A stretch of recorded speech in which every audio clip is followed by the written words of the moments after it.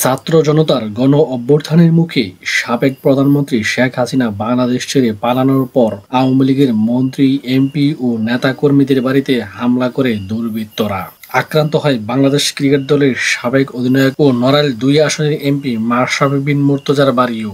যদিও সোশ্যাল মিডিয়ায় ছড়িয়ে পড়ে বাড়ি পুড়ে ফেলছে লিটন কুমার দাসে। নিজেদের হিন্দু ও হিন্দুত্ববাদ নিয়ে কাজ করার হিন্দুত্ববাদ নাইট নামে অ্যাকাউন্ট থেকে টুইটারে অ্যাকাউন্ট থেকে মাশরাফির বাড়ি পোড়ার দৃশ্যে একটি ছবির পাশে লিটন কুমার দাসের ছবি কোলাজ করে লিখেছেন, সনাতন ধর্মাবলী এই ক্রিকেটারের বাড়িতে আগুন দেওয়া হয়েছে। এই পোস্টটি ইতিমধ্যে মিলিয়ন মানুষও দেখে ফেলছে। লিটনের নামের মাশরাফির বাড়ির পোড়া ছবি ও ভিডিও সামাজিক যোগাযোগ মাধ্যমে ভাইরাল হয়ে যায়। এতে অনেক সামাজিক যোগাযোগ মাধ্যমে বিষয়টি তীব্র নিন্দা জানান, বাংলাদেশের মানুষ সম্পর্কে বিদ্রূপ মন্তব্য করে। পরে যদিও দেশটির অনেক মিডিয়া সত্যটি তুলে ধরে।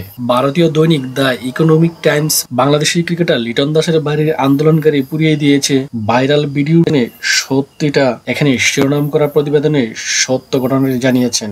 লিখেছেন, পুড়তে থাকা বাড়ির যে ছবি ছড়িয়ে পড়েছে সেটি লিটন কুমার দাসের নয়, সেটি হচ্ছে মাশরাফি বিন মুর্তজার বাড়ি।